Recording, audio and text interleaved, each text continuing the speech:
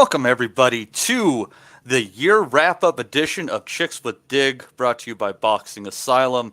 It is not just going to be me speaking to you today. Joining me, Joe Kennedy. Thank you, Joe, for coming on with me and not making it just me rambling for a half an hour. That's got to improve the listen for everybody. So I do appreciate you coming on with us. Um, and we're going to be talking about fight of the year, fighter of the year, et cetera, et cetera. And Mr. Kennedy was actually at the amazing fight between Katie Taylor and Amanda Serrano. Will go right out of the gate. That's fight of the year. I looked far and wide, Joe. Couldn't find anything to beat it. And you were there live. And if atmosphere plays into how somebody sees that at all, I mean, it's a runaway above and beyond anything. Because I can't recall a fight that sounded that way on TV. Looking back to anything, maybe when Wilder floored Fury in their first fight, maybe. Yeah, cheers, Matty. Thanks very much for having me on. It's good to join you. Glad that you're not in your Tobler again, like Billy now, mate. So more than happy to jump on and chat boxing with you anytime. Yeah, it was an amazing night. I'll start off by quick caveating that there was a lot of beer drank that night. We had started pretty early in Jimmy's Corner. I had some Irish friends in town specifically for the fight. And town was just kind of a buzz for the fight. You know, there's a lot of Irish in it, kind of a feeling of Conor McGregor weekend about it, except the people who were getting ready for the show were a lot nicer than your average Conor McGregor fan. A lot of families, a lot of women involved in the fight. One of my aforementioned friends is a girl who been following Katie her whole career, and like Rob has mentioned a couple of times in the pod, you know, she's a walking saint in Ireland. You know, she really is. She's venerated throughout society, and watching her win Olympic gold was kind of like a shared collective experience that the country enjoyed. I remember where I was when I watched that. You know, I guarantee you, nearly every other Irish person would be able to tell you where they were as well. It was an amazing moment. And if you think about, you know, her whole arc, you know, beginning with, you know, she's, you know, a professional, oh, she wasn't a professional soccer player, but she represented Ireland as a soccer player, an incredible athlete who had to really fight her way, not just for her own recognition, but for the sports recognition. She, you know, boxed in front of an Olympic panel to try and get, you know, the sport of boxing, women's boxing in the Olympics itself. And, you know, that whole journey, which culminated then her getting gold, was amazing. And then, you know, as a result, she has this incredible following and this, you know, fanhood that she could tap into and that Eddie Hearn tapped into. And it led to that, you know, big fight in April with Amanda Serrano, who I'd also seen live actually as well previously against Holly Holm. I think they fought in the Devin Haney undercard.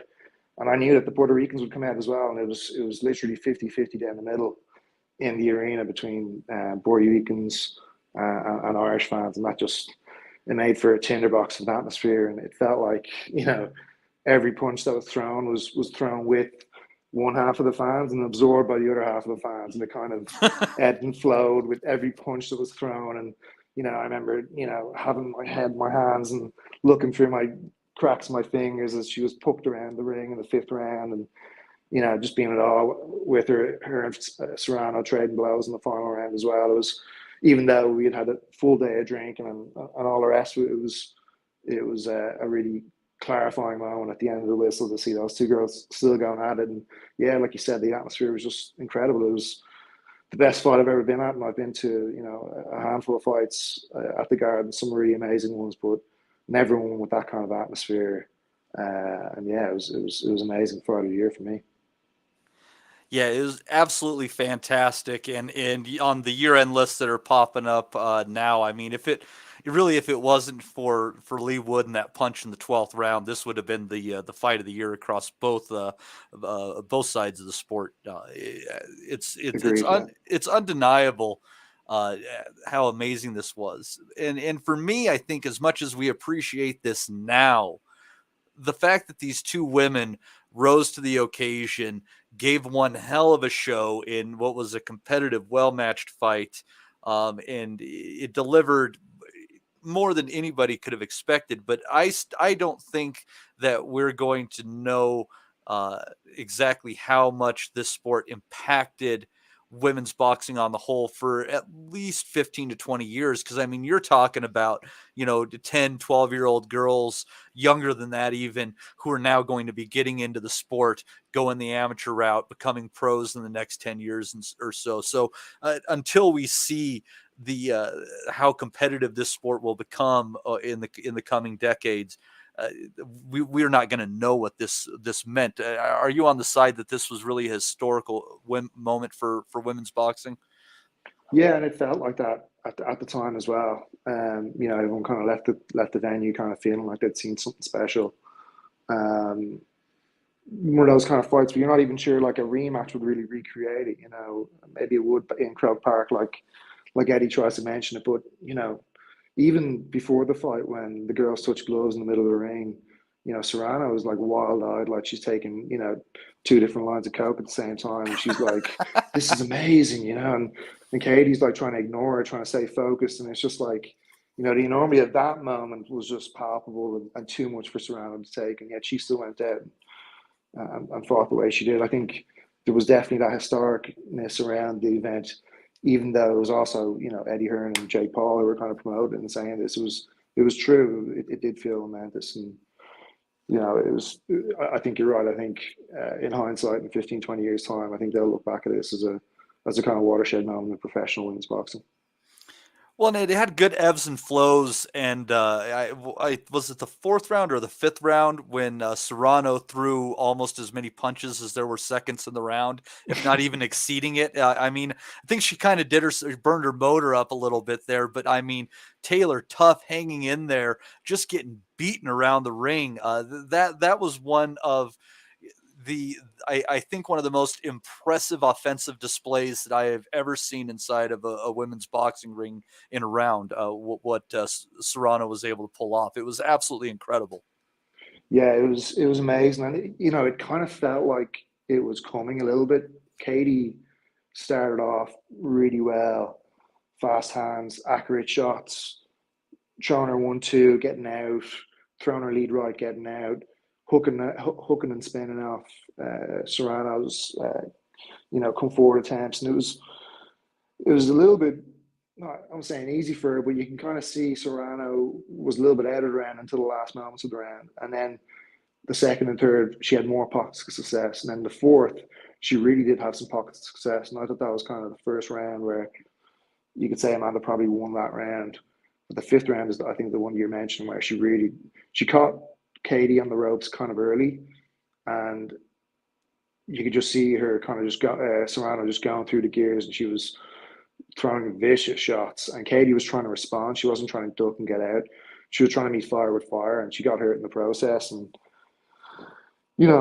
looking back on that fight last night for the first time, I remember, kind of watching it through gritted fingers the first time, and maybe I didn't realize how hurt she was, but she could have easily been stopped in that round. I think, a water-livered referee might have stopped it, and certainly if I was the referee, I probably would have given her a standing eight at least. She was really in trouble and she didn't seem to have much of wits about her. But at the same time, she did seem to, also be firing back in some pockets. And that was just, it's a measure of Katie's heart, being able to do that after, like I said, she's achieved pretty much everything in her boxing career. Yet, it was in these make or break moments that really, define you. And she showed what she was made of in being able to stay on her feet and kind of do what she needed to do to stay in the fight then.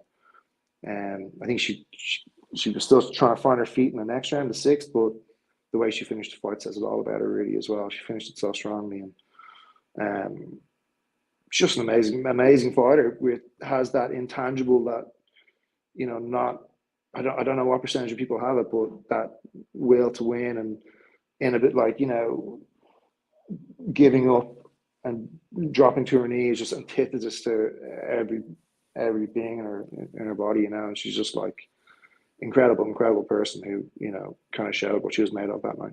She's got that thing about her that I always thought that Tim Bradley and Andre Ward had where they whatever the intangible is, it makes them more than the sum of their parts. Yeah, and she's a tremendous athlete. Amanda Serrano, also a tremendous athlete. For me, I thought that round where Amanda wailed away, I agreed with the one judge who scored that round at 10-8.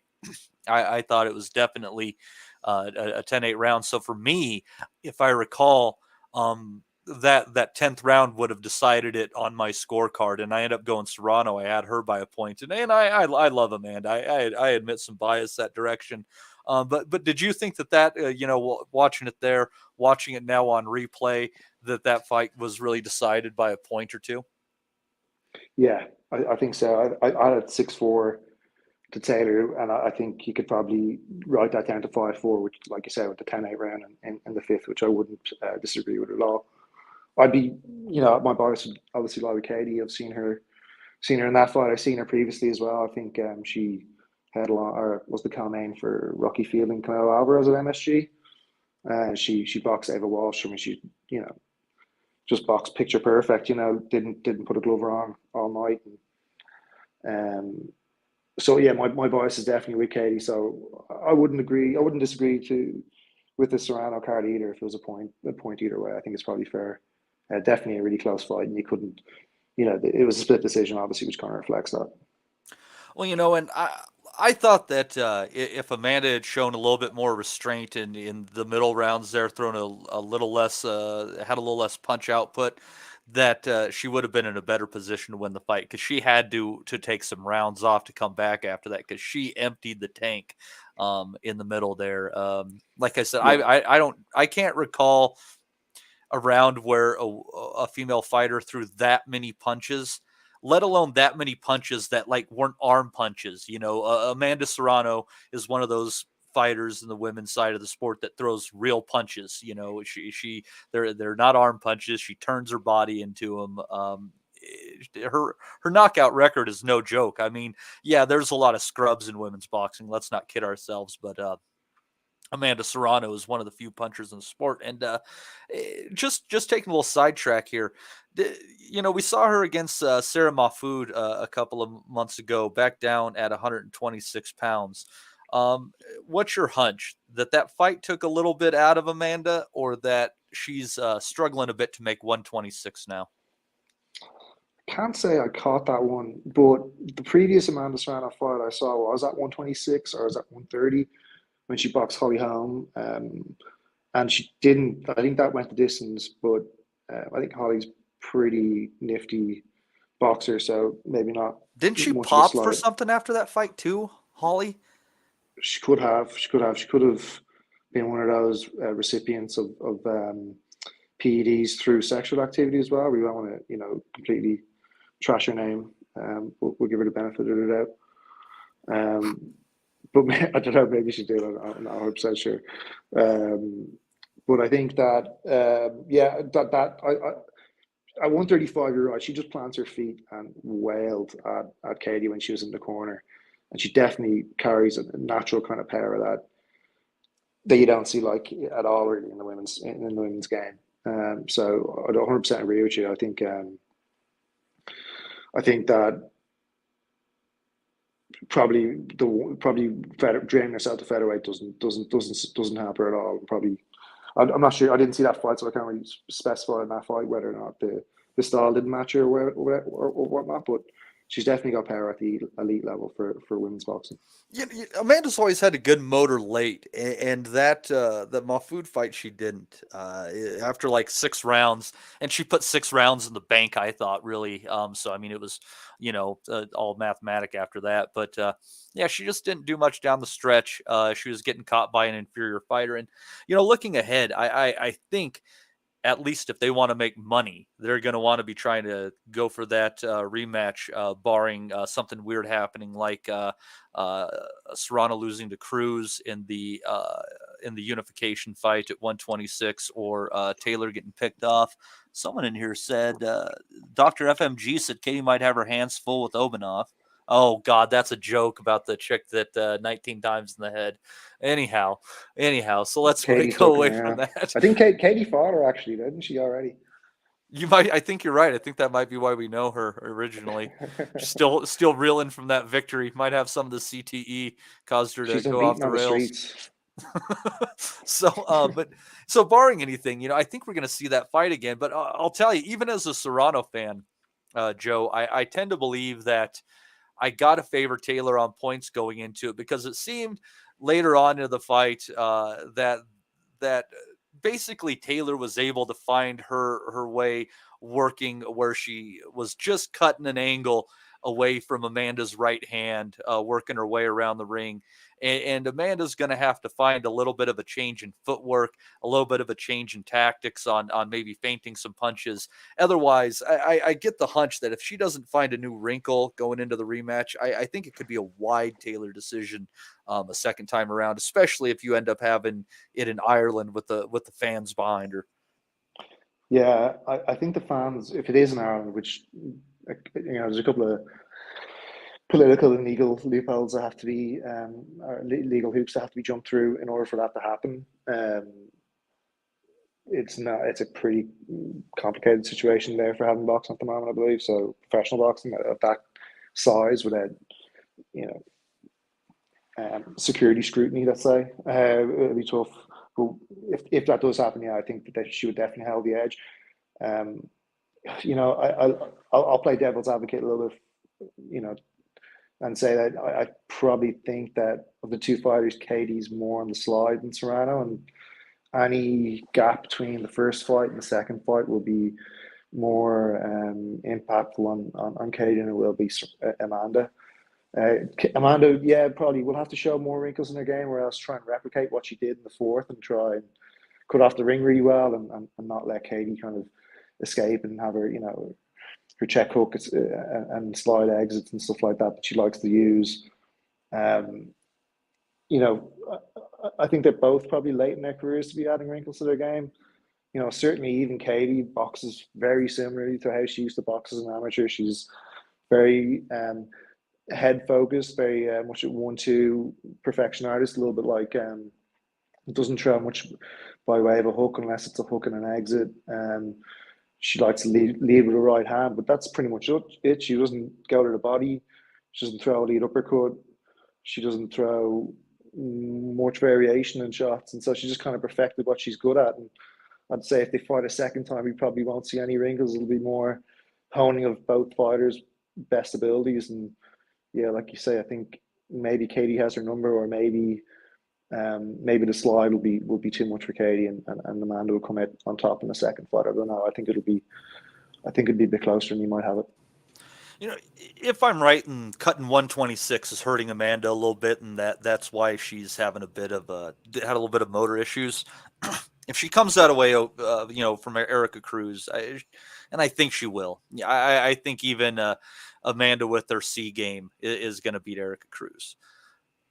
But if she can, if that's the thing, and she still has good motor and everything at 135, if she can put herself at around 60 to 70 punches around, and not go buck wild like she did in the middle rounds there, where I think in a span of about 3 rounds, I think she threw close to 300 punches.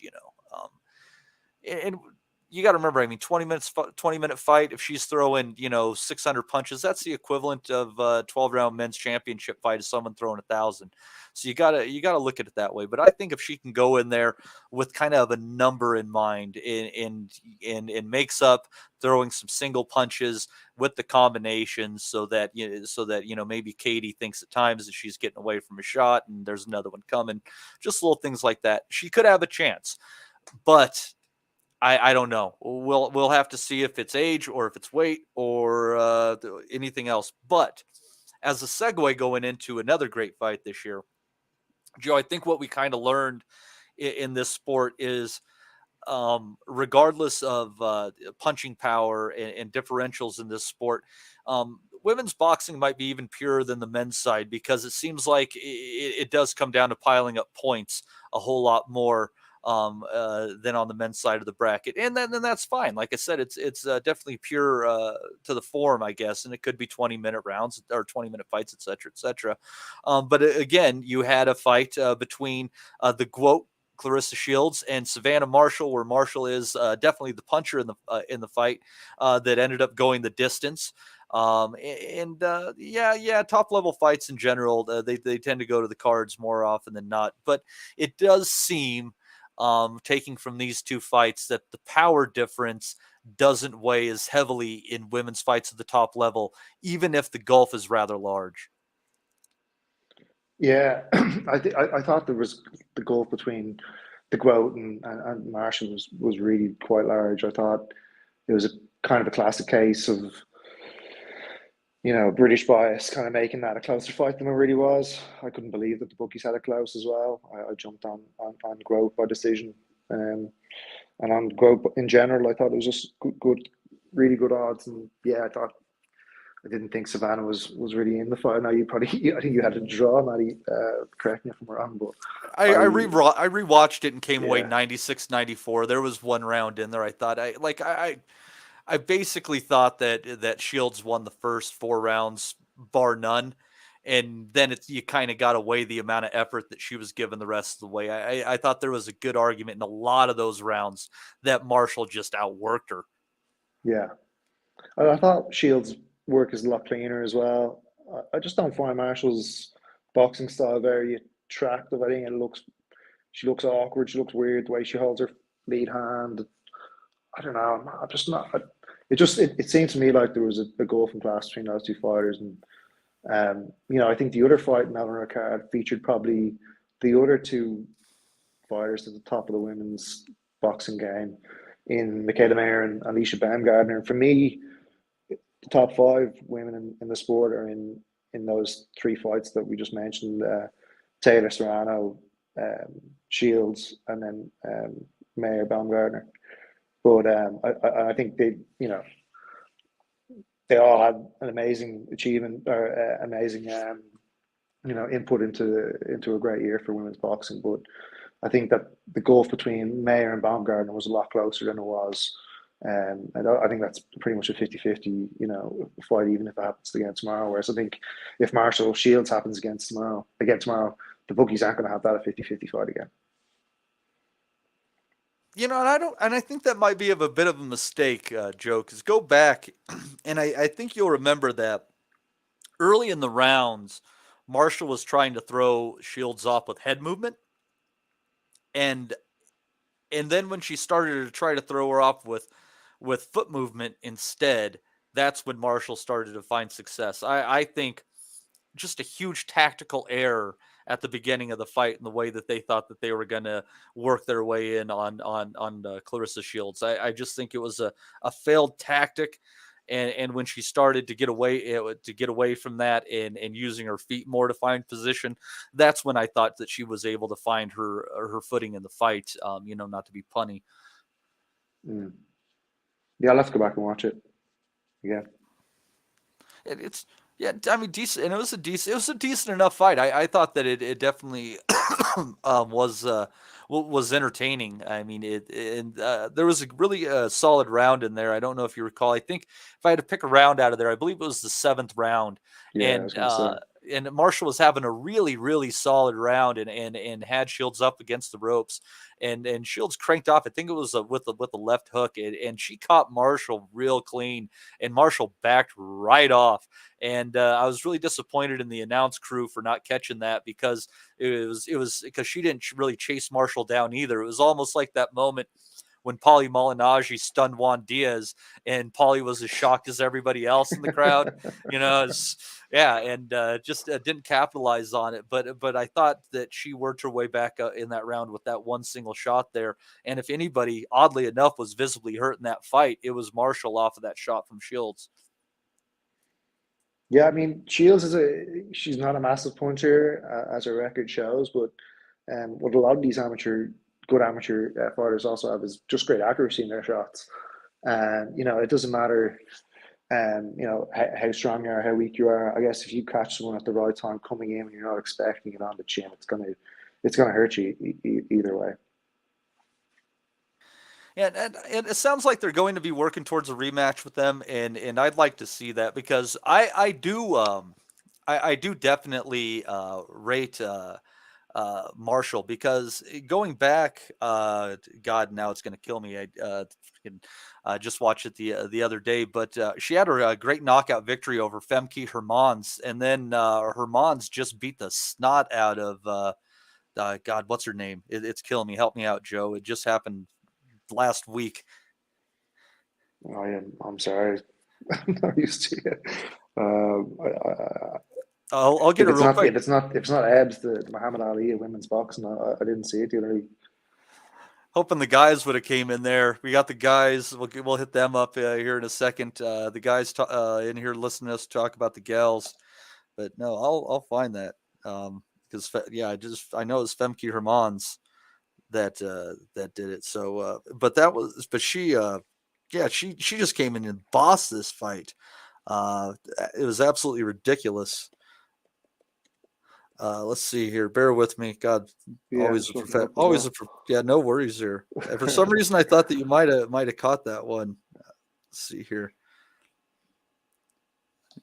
Mary Spencer. Yes, thank you. Yeah, Because that was everything on the but other night, boss. right? She's a Canadian. I think she was heavily fancy for that fight as well, wasn't she?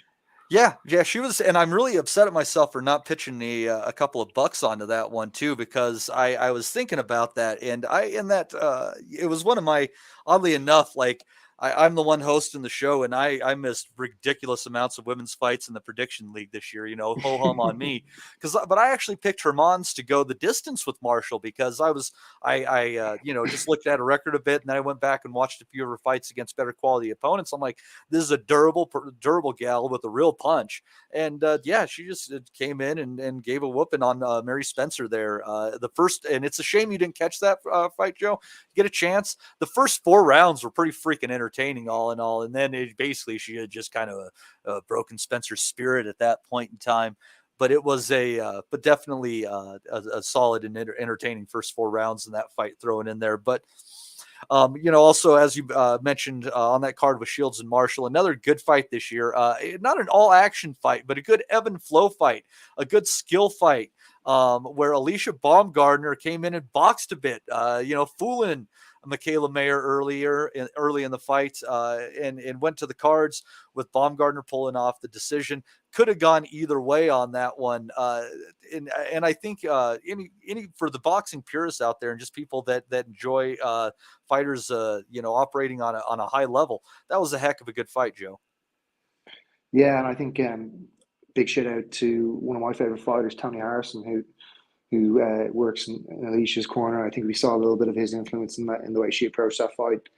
She's uh she's a real kind of Detroit Motor City fighter. There's something about her that's really kind of um, really interesting for me, and she's definitely one of my favorite female fighters, probably second after Katie Taylor, really. But yeah, she showed a bit of versatility in that fight, that she doesn't really rely on her power. That she also had a plan B. I actually thought Michaela probably nicked it. I had money on Michaela, so that tends to be where my bias would lie at the time. But I think Baumgardner, I was a big fan after the Terry Harper knockout, which I thought was spectacular. And yeah, I'm a big fan of hers, and I think she's I really want to see that fight run back. I think we are talking, or Steve was talking on the pod the other day about rematches that leave you a little bit, or fights that leave you a little bit unfulfilled, and you want to see the rematch to determine, who's the better woman. And this is definitely one of those. I think there's definitely open questions between these two. I know Baumgartner got it on a night, but I think it was a good enough fight that they should run it back. Yeah, I also had Michaela in a little action too, and again I hate saying it, I thought that one definitely you could call that one a draw too. I think that one was definitely down the middle. I think that and Taylor Serrano both had good shouts of being a draw.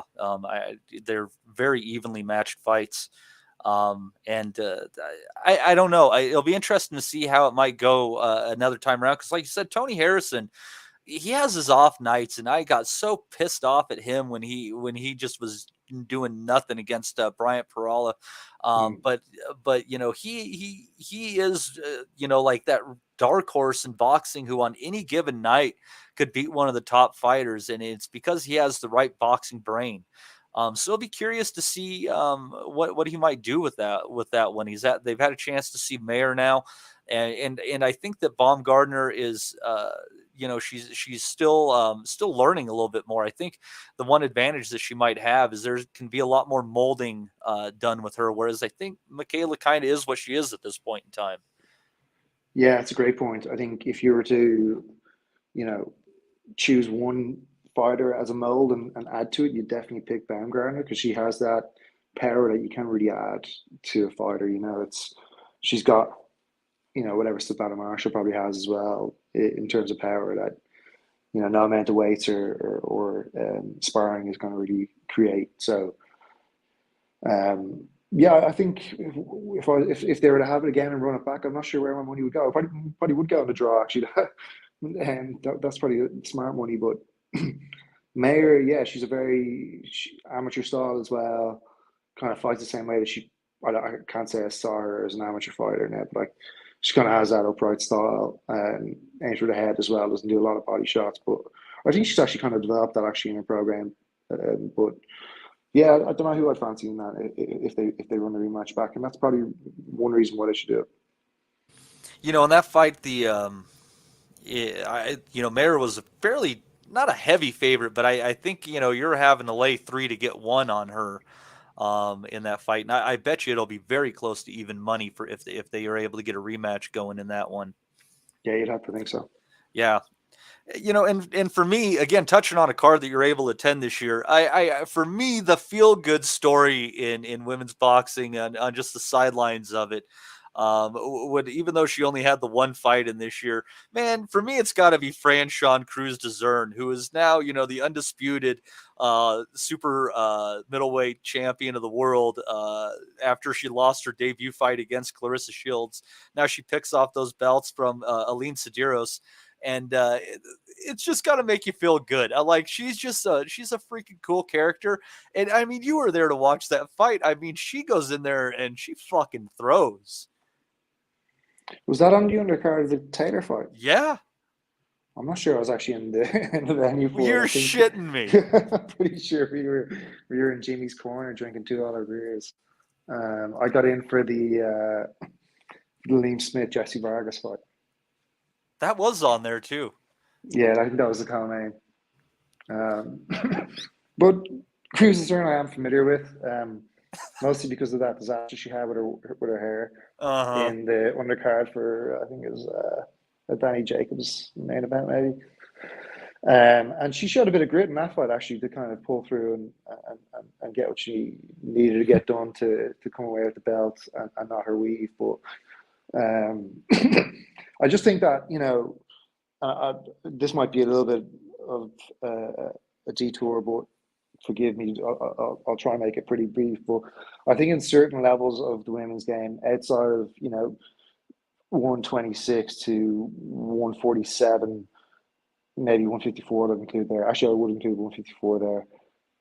I think that there's probably a lack of competition, a lack of depth that Cruz probably doesn't have to fight anywhere near the same kind of level of caliber of competition that maybe Katie Taylor would have had to fight at 135 just because the vast majority of women fall within the height and size ranges of someone at between 126 to 147 and someone up at Franchon Cruz's weight at 168. So I think look at her, you look at Ebony Bridges, who's able to like pick up the sport in just a few years and with the right bit of backing, is a world champion defending multiple times. I think both of those cases kind of speak maybe less to exceptional fighters, but maybe to good committed fighters with maybe not so much competition you have to pick off in order to achieve these things.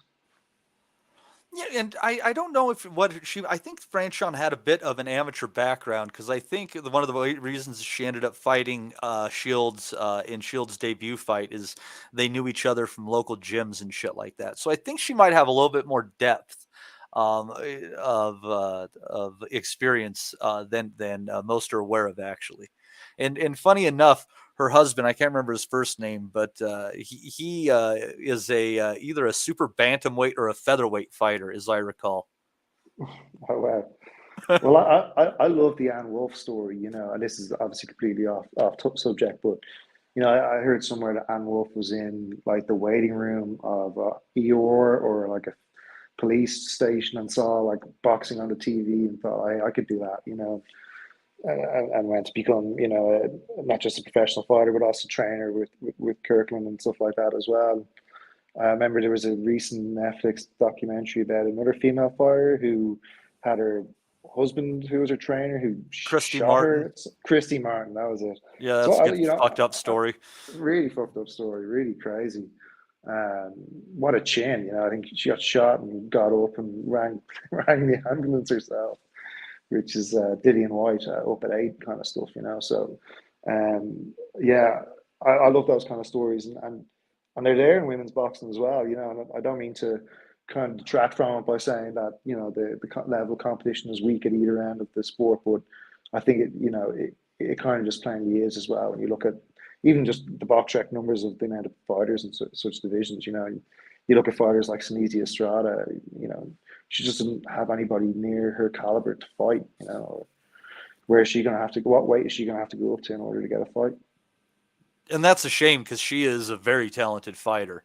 Yeah, And very I nice looking young lady as well. absolutely, and I think she'd have to be in my top 10 women's pound for pound. I don't think I've ever taken the time to really write that down, but I do believe that she'd have to be in my top 10 pound for sure. And it's a shame. You're right. It's a little bit light around there, and she already has a couple of W's around the fighters that if you could think that they give her a hard, she'd get given a hard time, it'd be by them. Like Marlon Esparza, she already has a victory over Marlon Esparza. So Hmm. we'll see what happens. But again, there's a lot of talent coming up. I mean, speaking of, as far as prospect coming up, I gotta kind of lean for my prospect of the year, and people, think, but it's definitely Sky Nicholson at this point in time. I know she doesn't have the power, but she's such a tidy boxer, and as we've discussed earlier, the power gap isn't what really seems to decide women's fights. And I don't know. Would you be shocked to see? I mean, because they're both Australian, they might try to make money from. Would you be shocked to see them find a way to get her in with Ebony Bridges this next year, or maybe in the first half of 2024 ish? I just feel like there's too much money to be made as far as women's boxing goes on that fight to not pursue it in some way. I think it's probably one that you might revisit at a later stage. I think probably unless you're trying to build Sky, who's probably the better fighter of the two, just going off the eye test, you'd probably say that maybe she's trying to build her career. That would be a good fight for her to take. And you know, I think they could probably just go different paths at the moment and kind of have that fight later on down the line. Either be it when Sky has her own world title and Eb still has hers, or like I mentioned, if Ebs is maybe picked off down the line by a good fighter, then maybe it'd be a step up fight for Sky down the line. That's the way I kind of see it. I don't. Well, I think Sky debuted at 122, but She's up at 126 now, right? yeah, I'm getting a feeling that they are preparing for Serrano to beat Cruz and then for the belts to fracture. I think that might be the hunch as far as how are they going to pick up these belts at this point in time. Yeah. And I could see that definitely because she, like I said, she debuted at 122, and I don't see why she wouldn't have been able to make 118. It seems a lot easier for the women to jump up and down weight a little bit without having the health impacts that the guys seem to have if they do the same thing. Um, I'd be careful there. I don't know. hey, Uh, yeah, I don't know. I don't know what to tell you. I'm just going off of the numbers. I hate when people are offended by the statistics. What can you Sky's do? tall though, isn't she? Like she seems She to be is. taller than Ebs. Ebs like is she's built like a little rugby player, a little scrum half, kind of short and stocky, whereas Sky seems to be a bit taller and rangier. Yeah, I think they probably have to meet at 126 if they did fight. Yeah, Don't know. most likely. But I'll tell you what fight I do think you end up seeing Bridges in this year is the a rematch with Shannon Courtney. And Great fight, I period. I favor Bridges in that rematch. I do. Yeah, same. Yeah, Courtney. I don't know. She seems to be one who um, is, very much about the talking about how committed she is and stuff like that. But then is probably not all that committed behind the scenes, and all fart and no shit kind of thing. She just seems to be that kind of person and puts in those kind of performances as well. I agree. You look at her career arc versus Ebbs, she's kind of on the slide, and Ebbs is on the come up and getting better by the looks of it. Yeah, I mean, Um, she beat the snot out of O'Connell. I mean, she really yeah, took it to that chick really bad. yeah. I mean, it wasn't the greatest technical fight as Steve mentioned. It looked a bit like two girls at the day after Thanksgiving trying to get their $500 TVs for 90% off or something like that. But it was what's that day again? Black Friday. Yeah, Yeah. well, Black Friday kind of fight. I wouldn't quite say drunken two drunken ladies. I'd give them more credit than that, but yeah, it was just a bit messy. But yeah, entertaining fight all the same. And I think all of Ebbs fights kind of fall into that category of being mildly entertaining without being, hugely proficient from a technical manner. But yeah, I'm kind of interested in both their careers. I guess Sky is now she's been really, really, really closely directed in her career by Eddie Hearn. He's If taking a reports are very to be believed, hands-on approach, it would seem, sir. yeah, very much so. Not at the end of his finger, more like at the end of. No, we'll leave Hmm. that. Anyhow. Yeah, so who knows? Maybe it's open up for Sky and Eddie Hearn at the moment. So I don't know. Let's see what happens there. But I think yeah, she'd be up there with my prospects as well.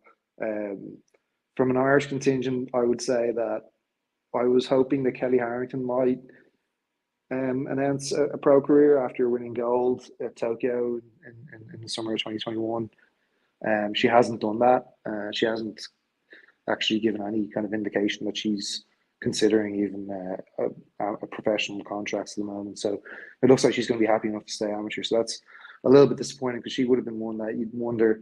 She's 32, I think, so she would need to be fast tracked, and you'd wonder how well she would do in the pros of her style. But so she's not really a prospect to watch. But I don't really have much in terms of prospects other than Caroline Dubois, who I think someone mentioned in the chat as well. She looks like a pretty good fighter. She can put her shots together pretty well. And look, if her personality is dynamic and charismatic as her brother Daniel, then who knows what's in store for her. I can't. I think it might have been ESPN had Lauren Price, I believe, and I don't know that I agree with that from what I've seen. Is she related to Hopey Price? I don't know. I can't say I've seen her. She was on and I might be getting the name wrong now. I was just thinking out of there when I was thinking of prospects. I saw her on a card a couple of months ago. I think she came out of the Olympics uh, for England. I think. Um, but I, some of the fighters, I mean, Ramla Ali would be one other that I'd say that I've seen who I thought was looked pretty good as well. yeah, That, absolutely. yeah, It seems like one it's very similar to the men's game. Like there can be a lot of talent and skill from the amateur side, but it doesn't always transfer over to a 10 or 12 round fight for the men's side, right? And that's where you kind of got to make that judgment. And some of these people coming out of the amateurs, they look pretty hot in the way that they're going about things and stuff like that. And but again, it's a lot of just kind of 1-2 simple stuff. And when they get into somebody who can put them in a corner and stay on their chest for a period of time in the round, they find themselves completely out of sorts because it is so uncommon for people to fight that way in the amateurs, especially on the women's side of the rings. yeah, that's interesting. Like, because I did always feel that for instance, someone on the men's side who I followed from his amateur days would have been Michael Conlon. And like you said, I always thought that if you had to come across someone like Mauricio Lara early on in his career, it would have been a disaster because of his style. Like, he just comes forward and is like nothing that you would see in an amateur ring. Basically wouldn't score points in an amateur fight, and so is complete opposite of what Colin would have been used to and probably would have been able to deal with. And I wonder just if back to level of competition in the women's game, whether or not there is those kind of surprise packages, surprise Mexicans who can kind of dupe Eddie Hearn a la Mauricio Lara or Giovanni Straffon or whoever. I don't know whether there are those hidden gems and kind of Mexican unknown girls who come over and beat up on matching prospects. I hope there is, but I don't know if there is. I think it would It's probably take a pretty good fighter to beat Ramal Ali from what I've seen. what weight class is she fighting in at? I think she's super bad in 122. Okay, so maybe we'll end up seeing her against Sky down the road. That's a decent fight then. I mean, they're hanging around there. I mean, because again, Serrano jumped up from 126 to 135, even though she'd messed around there before to make that fight with Taylor. And I mean, if the there's less of known fighters, you're kind of gonna have to make those 4-pound kind of moves here and there, 5-pound moves to make these fights happen if they make money. But it not next year, but it seems like there's some developments here, Joe. I think when we're looking Yeah, at it, I believe that the next few years in women's boxing are going to be on an upward arc. I mean, maybe we're not going to see a fight of the quality of Taylor Serrano, even if they have a rematch. Maybe we're not going to see that again, but that's hard to top. But I think the general quality of fights, you're going to see more decent fights coming up now, and I'm optimistic for it. I think we're definitely on an upward swing with women's boxing, and it's much better from here. And I wouldn't be surprised if we're a year from now we're saying a few names that we didn't even talk about at all during this show that just come out of nowhere or prove to be far more than we thought they looked like on paper. yeah. I think that if we have another year in any way as good as we had this year in terms of women's boxing, it would be fantastic, and it'd be a great way to keep the momentum up for the sport. Because I'll just go back to those 6 fighters who fought in the probably 3 biggest fights of the year for women's boxing: Taylor Serrano, Shields Marshall, and Baumgardner Mayer. And not just the 6 of the best fighters in the world fighting, which you don't get in the men's side. If you're looking at how often Crawford and Nui fight, whereas you get those 6 fighters actually fighting against each other, which is just fantastic. And it's there's no real comparable in the men's side of things, unfortunately, at the moment, just due to the way the promotional splits are. And Eddie Hearn, for better or worse, is kind of taking it upon himself to pioneer, would you say, or lead the charge for promoting women's boxing. Certainly over here, Al Heyman doesn't do any of it. ESPN does a little bit, but not to the same extent that Eddie Hearn does. And whether that, the cynic might say that's because the women's fights are cheaper to put on. But to be fair to him, the result has been that, like I said, probably the 5 best fighters in the world just fought each other this year. So if the same thing could happen next year and the year after and the year after, then it'll put women's boxing in great stead. And you might see a case where, like in America, where you have American football purists who love college football more than NFL because they say that's a proper way, that they play without, money ruining it, and it's pure tactics and it's kind of pure sport compared to the NFL. Maybe you get to a stage where, the big and best fights of the year are put on women's fights. And, that's kind of seen as, the way men's boxing should be, and not kind of the other way around. Not women's boxing trying to catch up to men's boxing, but men's boxing trying to catch up to women's boxing in terms of putting on the really good fights instead of just having one-sided mismatches week in, week out, which unfortunately is too prevalent in the men's sport.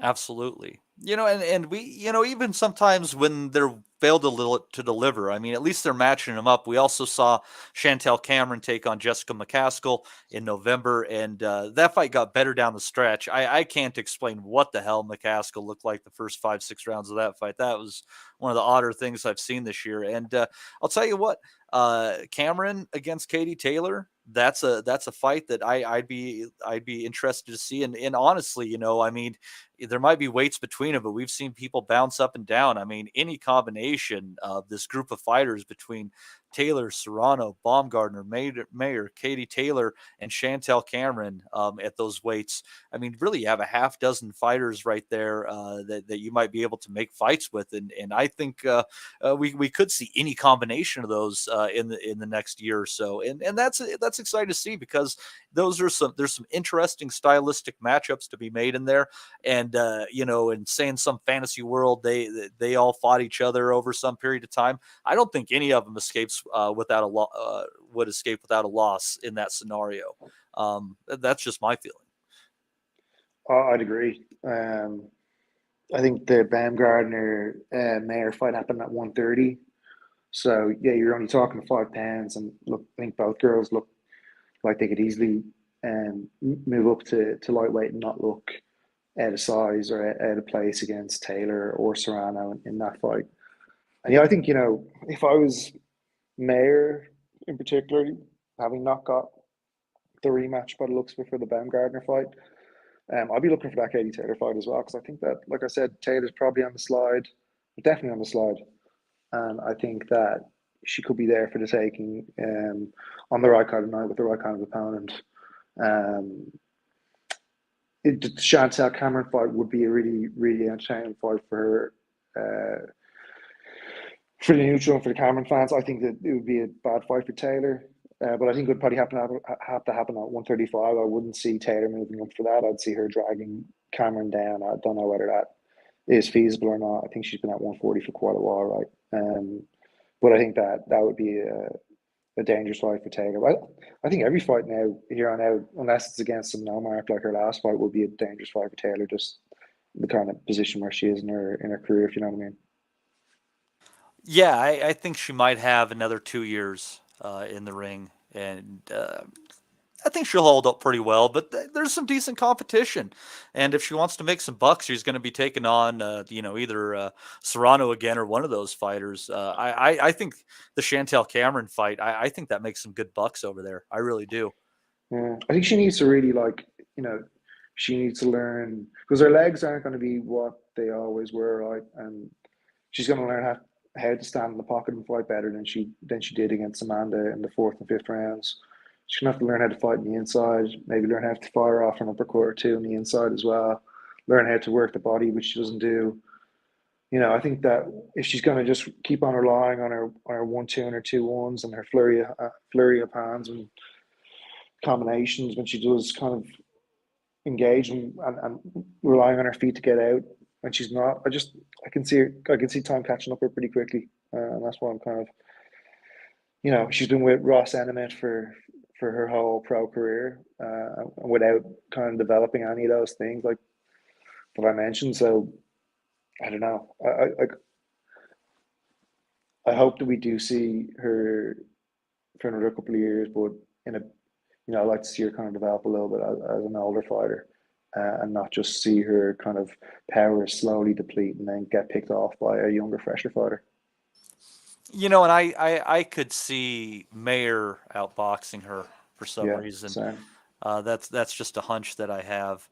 But it's I'll tell you, I'm like I said, I'm optimistic on women's boxing going forward. I think there's a lot of good stuff happening. And it was just a solid year for the sport as far as things go. And Joe, I really appreciate you coming on and joining me this evening from your office there. I appreciate you taking the time. Of And course. I'd also like to take the time to thank some people in the chat here. Thomas Newman's been given some good thoughts on it. He seems like he really knows the sport. We also have Deanch in there. We got our buddy Ames. Dr. FMG bouncing around in there. Jim McDonald Boxing was in here earlier. Ben Thompson, he said, loving the show, guys. We appreciate that, Ben. Let's see here. Well, we also had, let's see here, girls69.xyz dropping here and Oh, offered sorry, us that's some me. free girls to chat in our city. So good for us, Joe. We got that going for us, which I think is good. Danny Young popped in to say hi. Let's see here. JJ4. God, that's a lot of J's going on there. Simon Hill said, a bit late for us, Matty. Well, for you, but hopefully you catch the replay on that one. I'd like to thank all you guys for stopping in here and everybody that catches us for the regular show.